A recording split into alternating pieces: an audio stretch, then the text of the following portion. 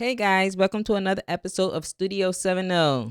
I'm Shirak. And they call me Ezu, and we got a good one. Follow that car, and the That is duos. awesome. I like that. I was So, like, follow that car. What car? and we're back from Paris and Spain. We went out there, and it was beautiful. time. But we hooked you guys up with episodes. We made sure we had everything covered. And one of those episodes was talking about the vehicles and all the different things that were going on with the dual case. But one of the things that came up was trying to be logically follow where Jennifer Duos's body could have been placed, just following the pattern of it. And we want to go a step further and a little more deeper dive into that by follow that car because we want to know. Yeah, but first, I know she's trying to keep me honest here. Go ahead. Yes, so this is for educational and entertainment purposes only. Please do your own research and always just be kind to others. We all here just trying to have a great life for each other. And have some fun doing this. Yeah. So please do what we like, do what we love. Everybody has a difference of opinion, so we just want to make sure everybody just does it in a very respectful way. Exactly. And we just get excited. We're back. We're ready to roll. We got a lot of things going on here. Follow that car. So yes. So I made this little slide, Shirak, because I was trying to explain, from Jennifer's house when the murder took place, follow where she could have been placed. I mean, exactly. I'm just trying to use logic in terms of, step by step here, but we're going to go a little further. But first, let's show everybody our crime board. I love this because, So this one, unfortunately, we're not getting into necessarily the motive or the how. I guess we're more focusing, I would say, on the body here for this episode. Okay, I'm not saying we have anything definitive to add to this, but we'll have a little community vote. Maybe we can add to this community board. But if you're new here, our community board, what we do is for every case, we kind of build out, what's been factual, what's been kind of confident that we know occurred, or we go out to you guys, the community, and ask questions. And based on polling, we add to the board of what we think happened in the case. So in this one, we're confident that the murder took place on May 24th. The community vote, you guys feel that at least Fodos and his girlfriend, Michelle Troconis, are involved. They're suspects. In fact, Michelle got convicted and she's going to be sentenced soon. Yeah, and we feel confident that happened at Jennifer Duos's house. So that's how this reads. So we build this out. And please just look at the other episodes just to get familiarized with the case if you haven't done so already. And the ones that's up on the board, those are out there. So review those as well. Yep, they're out there. So you check us out, or there's other YouTubers that go through like the story. We're more of getting into the details and deep dives and fine analysis, trying to find the little subtleties in the cases that could add more relevance and more truth to the case. We do a little bit more of critical thinking. Yeah, exactly. Yeah. We're definitely guided by the data and everything else. So today we're going to talk about the main vehicles that are involved. These are the two big ones. I know we did this drivers and vehicles to kind of explain the ins and outs of where these vehicles were at and where they left. But today we're going to talk about these two because if Jennifer wasn't moved into any of these two vehicles, it really points to one thing. The house. Hey, you just gave away okay, well, I'm ending the show. That's it. You just gave away the whole thing. No, I'm kidding. So yes, the house, or and they knew that. I know. I'm playing around. Or if she was brought into the red truck, and I'll get into that whole situation, then she could be anywhere. Okay. Yeah. So these are the two things we're focused on. The timeline. Okay. What we're going to focus on here again are the vehicles. So at Jennifer's house, I'm going to say allegedly Fotis, because he's really the prime suspect. He had a little over 2 hours at the house to do whatever he needed to do. Okay. Then the vehicle, the SUV was taken to the park. And in the park, there's roughly 12 minutes. And that was really being generous. Like, this is really conservative. Actually, we'll get into it. It's probably less minutes there. But then the SUV was dropped off and the red truck was taken there out back up north to Farmington. but we're going to focus on these two vehicles. I just want to put in perspective in terms of locations where they were and how they traveled here. All right. So let's first look at the house. So 8:05 to 10:25. That's when they allegedly the murder and cleanup was done. Okay. And a lot of these screenshots you see, a lot of these little pieces of information, you'll see it's copy and paste right out of the court documentation. It's nothing off the internet or something I made up. Exactly. 10:25, suspect leaves the scene. So residential surveillance on Wells Lane, which is where Jennifer's house and the Chevrolet Suburban was traveling away from the house down the road. So that was captured at 10:25. So we know the Suburban left at that time. Okay. Yeah. So now let's get into the vehicle. Okay. And we know that there was a missing rear cargo liner that was never found. And if you see a little picture on the bottom, it shows FOTUS removing what appears to be that WeatherTech brand rear cargo liner. And unfortunately, that was never recovered, which stinks because for a lot of reasons, based on the amount of blood or what have you, that would have really added to everything. Yes. So just want to point that out, that this piece of it. So if we're looking at the Suburban itself, we can safely say what was transported in that Suburban from the house to the park, at least. The cleanup trash, meaning all the evidence or all the stuff. Yes, we know that. And the reason why we know that is because that was transported to the red truck, because later on, he's out in Hartford dumping out these bags. Exactly. He wouldn't be getting those bags unless he got it from the crime scene, which means it needed to be transported. So I think we confidently can say yes. I'm trying to put this in a delicate way. I don't like talking about the victims. I'm trying to be respectful. I just don't like talking about this, but unfortunately, we have to put it in this way. Was a body transported via body parts, basically? And it's possible, right? Mm-hmm. It's possible those bags could have had dismembered, body parts. Intact body, yes, it's possible. I mean, it's pretty big in the back. If you see an SUV, it's at the right height. Or even if you're picking up somebody where it's dead weight. So I don't need to say that word like that, but you can get the person in there without much trouble. So it's possible, okay? So just want to level set with that vehicle. You get definitely the trash stuff. I don't think they said they found blood anywhere else inside the vehicle. I don't think. But of course, we're assuming the back. There was a little bit of blood spots, but it wasn't much. Not much. Okay. So now let's look at the park. So that's where the SUV and the red truck kind of, meet up. Mm-hmm. Okay, so we already mentioned at 10:25, leave the scene. The reason why I mentioned that again, because you got to start. So that's a starting point, right? It's at the house. But by 11:12, and we know this area, Route 15 in New Canaan, the truck was showing on the Merritt Parkway, which is Route 15, near the rest area. In the Canaan rest area, to be specifically. And they could see the rim of the bicycle. So they knew at least the bicycle was in the back of the truck. Okay, that's 17 minutes. Mm-hmm. Okay. So this includes leaving the house and dropping off the SUV at the park and passing the rest area. So all this had to happen within 17 minutes. 17 minutes. So let's look at that specifically. So what I did here is I did Google Map, the directions. I went from the house to the park and to Route 15, and that's 14 minutes of driving. Now you could say if you went a little faster or went a different little route, this is the preferred route according to Google. But let's say there was a quicker way or whatever. Yeah. In any event, we could say there's roughly 3 minutes, if you want to go crazy, 5 minutes to transfer everything to the truck. So you have to get there, throw stuff in the truck in a couple minutes, and then leave.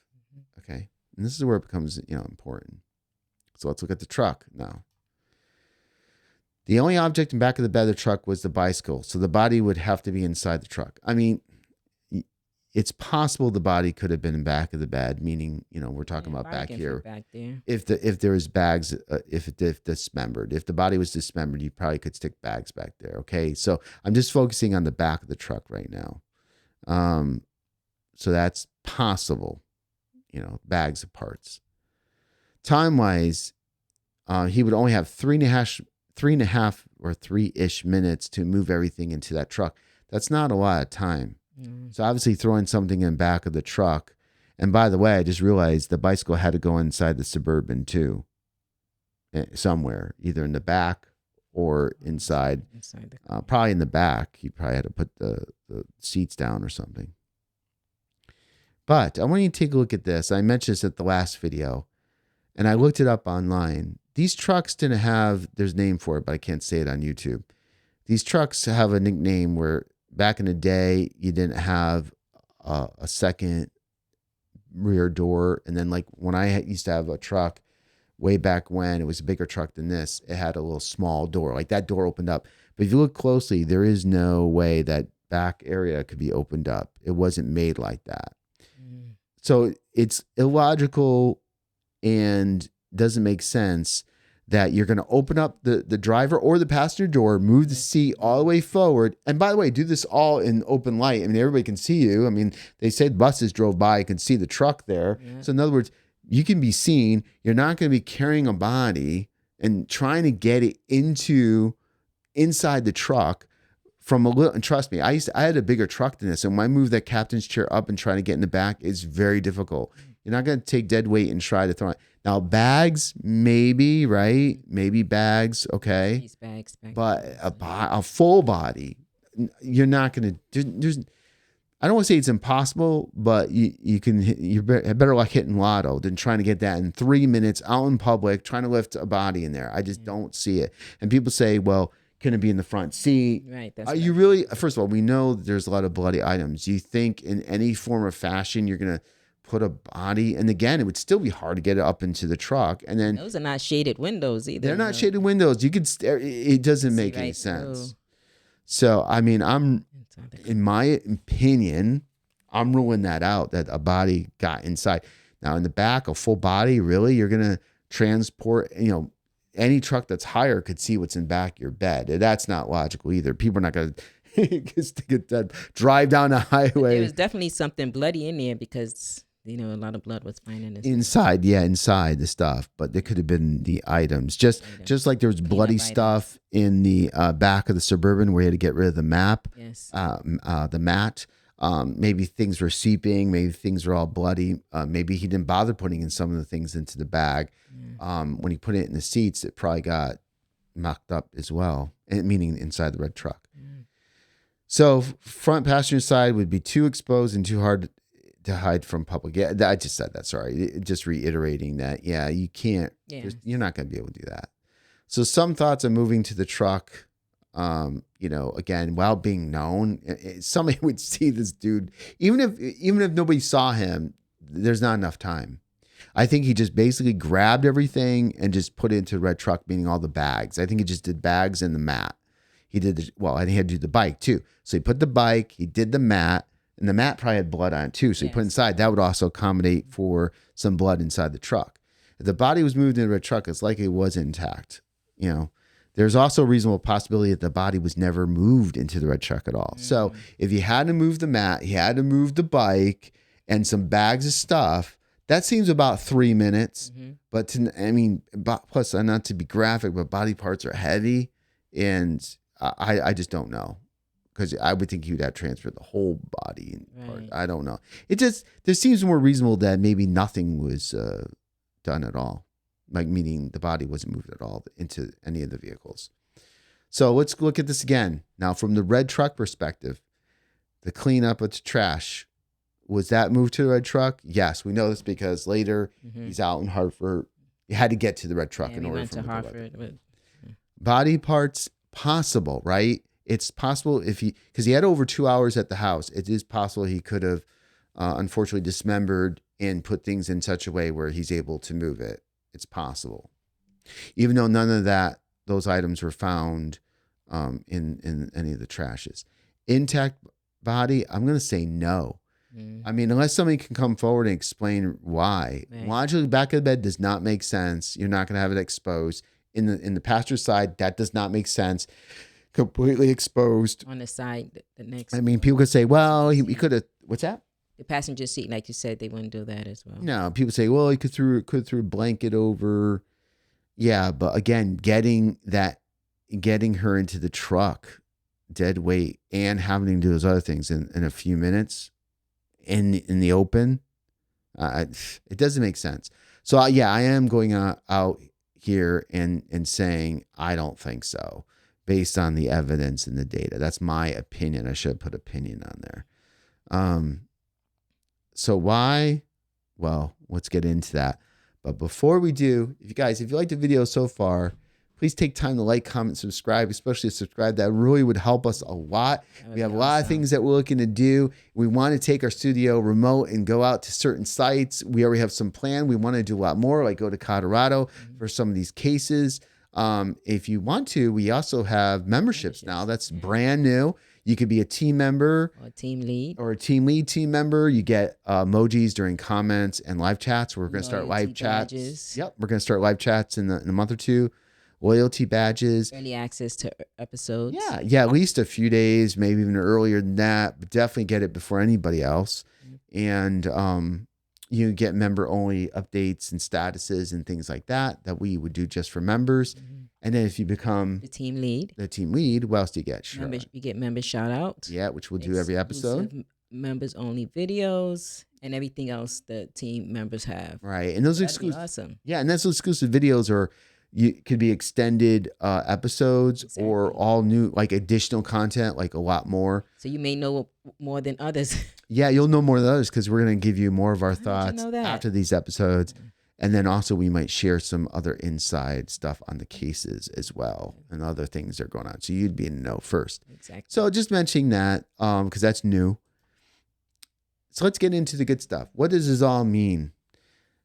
And Shrak, I really want you to talk on this and get your opinion. Let me read them and then I want to see what your opinion is on this.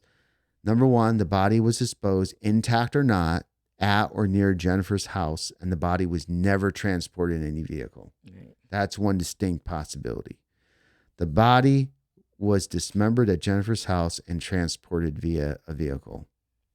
I only put those two. I said main possibilities. Yes, there's other possibilities. We can get into a lot of speculation and conspiracy theory. Yes. Maybe put the body somewhere in the woods and somebody else came by that night and took it away.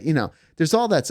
We don't try to get into that. We try to get into based on the data that we and have. logic and everything that we know. Yes. But and then the third one is, I just didn't put that she could have been taken away intact. I didn't put that in. But let me stop there because I'm talking a lot. Sure. Oh, no. So that's basically definitely your opinion counts as well.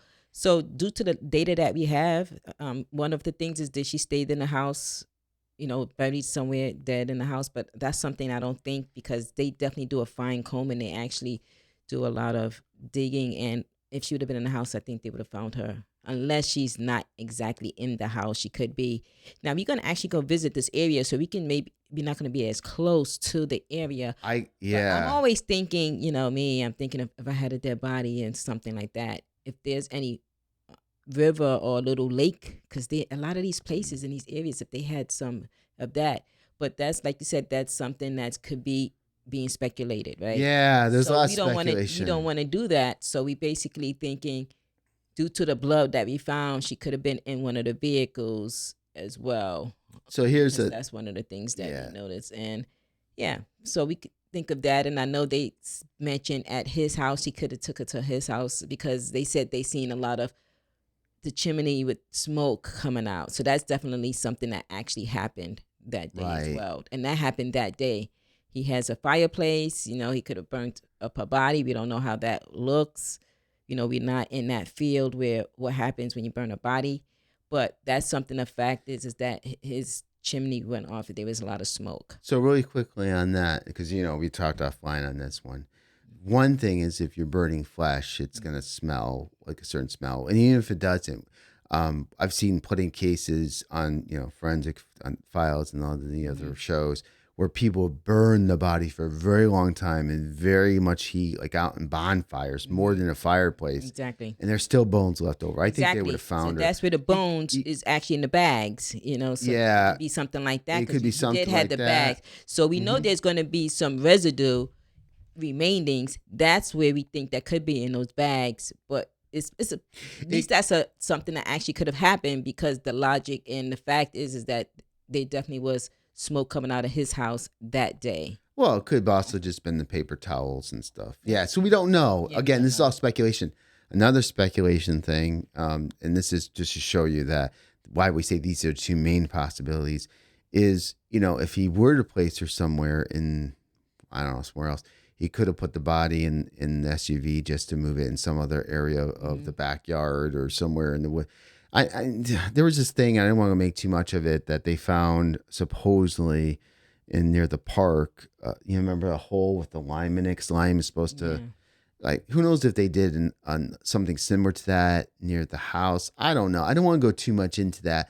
I think we could say the two possibilities is he had a lot of time at the house. Mm-hmm. He could have had time to do everything there. Otherwise, it Dispose it was. But somewhere else. if she was moved, and this sounds disgusting, I'm sorry to mention it, but she would have to be dismembered, unfortunately. And I also want to just something I want to do is, like, I want to give a shout out, and my sympathies go out to all of these families, because a lot of these cases, it hit us at heart too, so we definitely just not just doing this. We doing it because we care and we trying to help. That's why we do deep dive instead of just, giving you a summary of the case.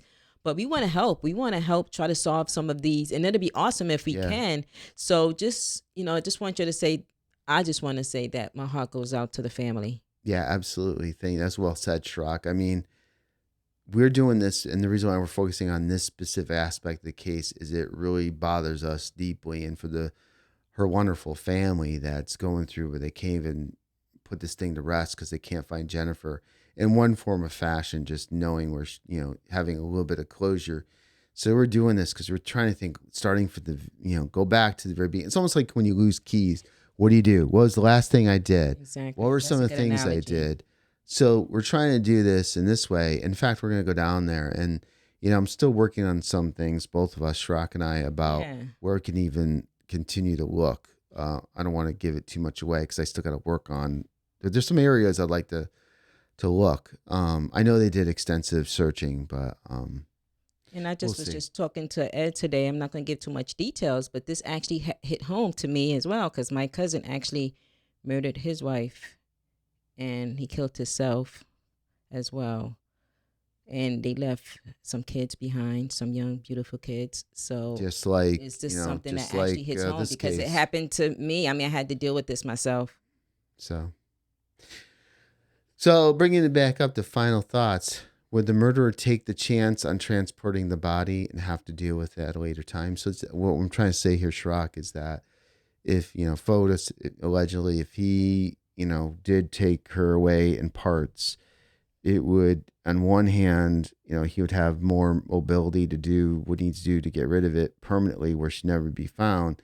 However, it's very risky, especially knowing he would have to transport multiple places, So that's just a thought. Yeah. Would he have taken the risk?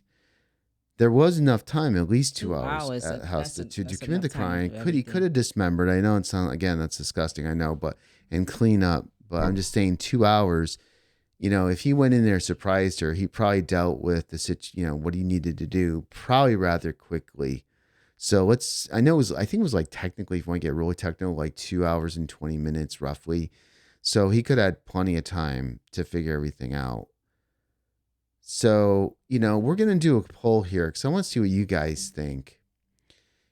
So do you think, number one, I'll put this out there right after we have this episode released. Do you think Jennifer's body would never left the area of the house? Do you think she's somewhere in the house or in the surrounding area, like something close by? Number two, do you think the body was transported intact in the SUV and the red truck? Number three, Jennifer's body was transported dismembered in the SUV and then the red truck. Okay. And then lastly, there was some other method to dispose of Jennifer at a later time or another method. I know that gets more into speculation, but if the first three you're not buying it, if you don't think, if you think it's something totally different, let us know in number four. And then maybe also in our comments, let us know what you guys think. But yeah, we would love to find Jennifer just for closure to the family. Family seems to be really wonderful. And, we do this to help and we're not experts. We're not in the criminal, can't talk. Criminal. Thank you. Wow, that was field. But we do have backgrounds like of analysis and human behavior without getting into all details because it's not commercial on us. We're not doing an interview, but we do have skills that can at least help. And the way I look at it, the data that we have too. Exactly. And I think anybody who listens to these shows and wants to provide input, I think people who go out and volunteer their time to look for bodies, like these communities that go out there. I think anybody that, it's all for the good. We're not out here to go crazy and speculate a lot of crazy different things or take advantage of anything. We're here to help. And that's what we do. We love helping people, and we want to help with this as much as we can because we would really, really like to see the family have closure. Have closure for sure. Yes. If that was my daughter, I would be like, where is she? I would not rest. And I know the emotions is going, you're having nightmares. All of that is real. And the brothers must be going crazy. I know the brothers did a lot. It'd be very difficult to just let it be. And, and I know that they're going to look at Kent, and his case is coming up. Yeah, we're going to cover that as well. I don't know. And he may or may not know anything, or he may be holding on to share something so he can get a sweet deal. Who knows? Yeah, who knows? But either way, I hope they eventually find Jennifer. So we'll probably have more on this as we go along. We live in Connecticut, so we're looking to do some more things on site, as we mentioned. Yes. So we can wait for that as well. And we'll also probably have some more new cases coming up as well. So yes, a lot of good thanks stuff. for watching Studio 70. Thank you guys. Until next time.